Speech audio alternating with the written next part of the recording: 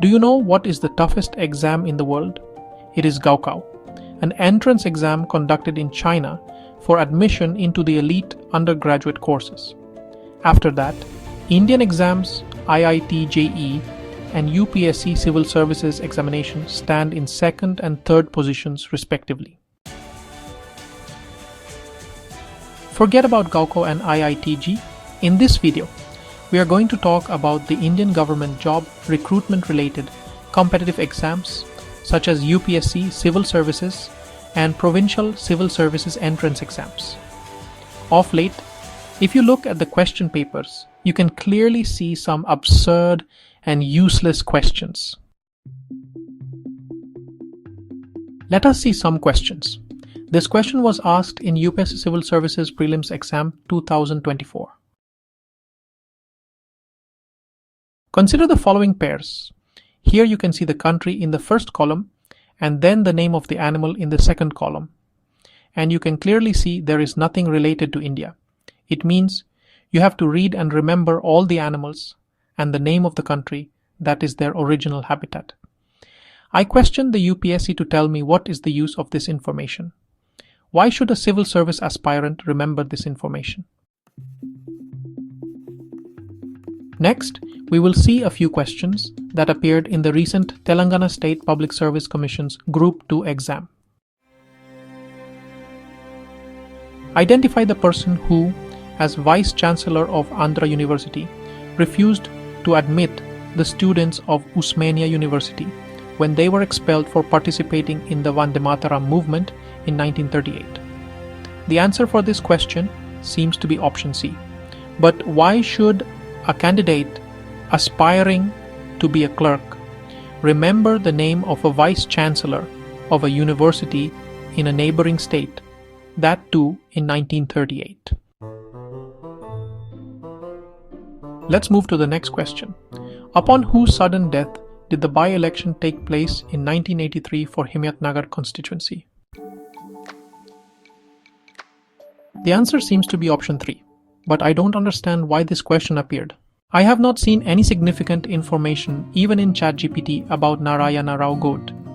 How can a candidate remember about all elections and by-elections that happened 40 or 50 years ago?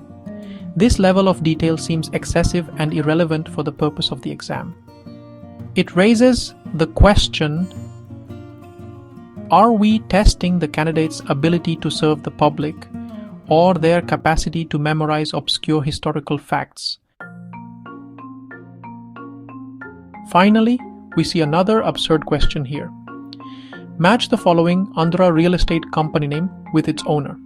I don't know how a candidate can remember all this data. Next time, will they ask Andhra Transport Company owner names?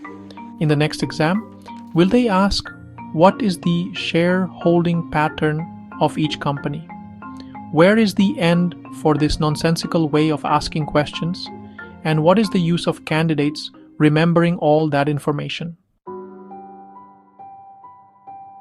According to me, India is the only country that conducts a qualifying exam to write another exam. Yes, you heard it right. We call it the preliminary or the prelims exam. Why? It is just to filter most candidates. Our competitive examinations have become tools to filter candidates. This system is not going to add any value to society. What is the solution? My suggestion is to give value to the prior work experience. In that way, you can make millions of these aspirants work in a company or start a small business and contribute to the economy of the country. The more experience you have, the more points you score. The more tax you paid to the government, the more points you score. Put a cutoff that a candidate who scores a minimum number of points can only apply for the interview, thereby eliminating the useless exams altogether, or at least eliminating prelims. In this way, you channelize the energy of millions of youngsters in the country towards more productive work, rather than making them rot in a coaching center that only teaches them irrelevant information that is in no way useful to perform the job.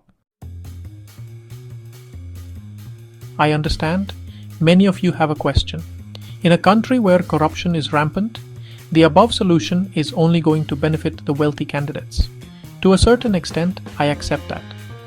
But the current system is not very different from that. A wealthy candidate who can afford a very good coaching center has a higher probability than the child of a daily waged laborer.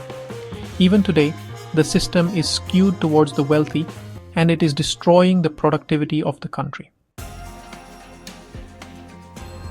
Millions of government job aspirants are wasting their productive years in libraries and coaching centers, reading thick books, and loading their brains with unnecessary information just to pass this filtering mechanism. I strongly recommend the governments to think about this and act accordingly. The Indian Prime Minister is aspiring for India to be a $10 trillion economy, and it is only possible if we put our youth to work rather than wasting their energy and time cramming useless information from thick books to pass an exam. Please provide your valuable comments on this, and I hope you liked the content of this video.